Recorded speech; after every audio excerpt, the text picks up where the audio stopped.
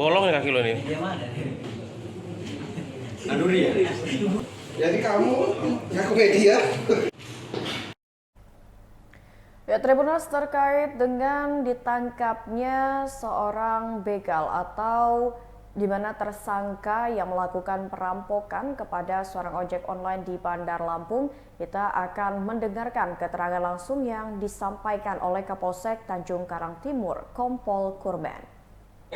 Selamat siang rekan-rekan media. Kami menjelaskan dari Polsek Tanjung Karang Timur bahwa pada hari Sabtu tanggal 5 Oktober sekira jam 19.40 datang ke penjagaan Polsek Tanjung Karang Timur yang diantar oleh masyarakat.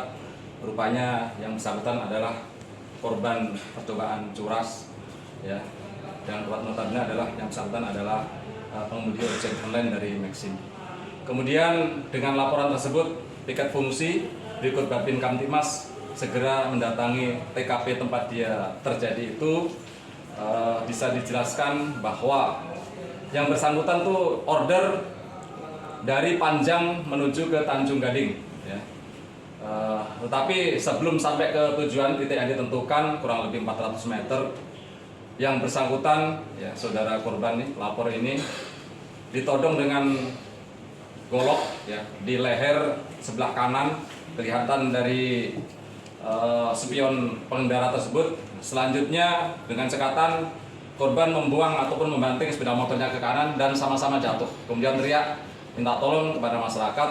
Nah, selanjutnya Babin beserta tiket fungsi tetap menyisir ke lokasi kejadian untuk mencari pelaku yang notabene sembunyi di rumah warga.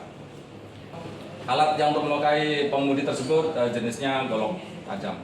Itu sempat ditusukkan kepada korban? Ya, ditempelkan tusuk kepada leher sebelah kanan korban. Kemudian pengungkapannya kami, ya, bersama-sama masyarakat, dibantu masyarakat menyisir lokasi yang dicurigai tempat dia bersembunyi, keadaan gelap malam hari,